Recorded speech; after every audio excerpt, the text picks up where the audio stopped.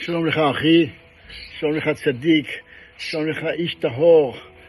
כדרכנו בקודש, כמו מוצאי שבת, אנחנו שולחים מסר מן הזוהר הקדוש, נגיש לכולם, אפילו ילדים. עצמות הסודות של הזוהר של היום. הזוהר אומר לנו, אשריכם ישראל ומה טוב חלקכם, שאתם קראים בנים להשם אלוקיכם. בנים, השם אוהב אותנו אהבה אדירה. בזכות זה קיבלנו את הדבר הכי יפה, או אין יותר יפה, סוד הקיום. זה התורה הקדושה. התורה הזאת, סוד הקיום, אף עם לא יצליח להחזיק 3,500 שנה. כולם נעלמו מההיסטוריה. העם היהודי, העם היחיד. למה? בזכות התורה הקדושה ושום דבר אחר. ואומר לנו הזוהר הקדוש, בתורה מה כתוב, תשמור שבת. השבת היא מתנה הכי יפה שהקדוש ברוך הוא נתן לנו, מתנה בבית נזי. ואומר לנו הנביאים, אמרי, כתוב בנביאים, ממצוא חפצך ודבר, צריך להיזהר בשבת מלדבר דברי חולין, צריך לדבר רק דברי קודש, רק שמחה ורק טהרה.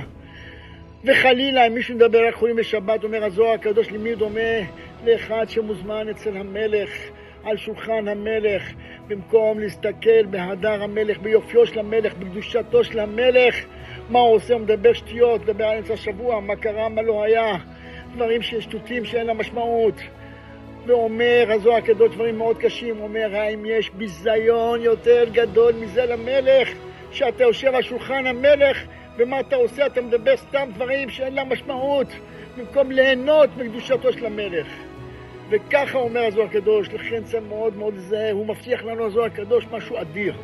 אומר לנו הזוהר הקדוש, כתוב מעבר הים, השם ילחם לכם ואתם תחרישון. הוא אומר זה גם לגבי שבת. אם אתם תחרישון בשבת ולא לדבר דברי חולין, הם מדברים רק דברי תורה, השם ילחם לכם. כל הדין לעלמים, החיים יותר יפים, החיים שלך יותר יפים. לכן דבר רק תורה, רק קדושה, רק טהרה, ואתה תראה באמצע השבוע, השם ילחם לכם, אל תעשו שום דבר, הכל יזוז מעצמו, הדינים בורחים ממך, כל הבעיות תפתרו מאליהם, תסמוך על השם.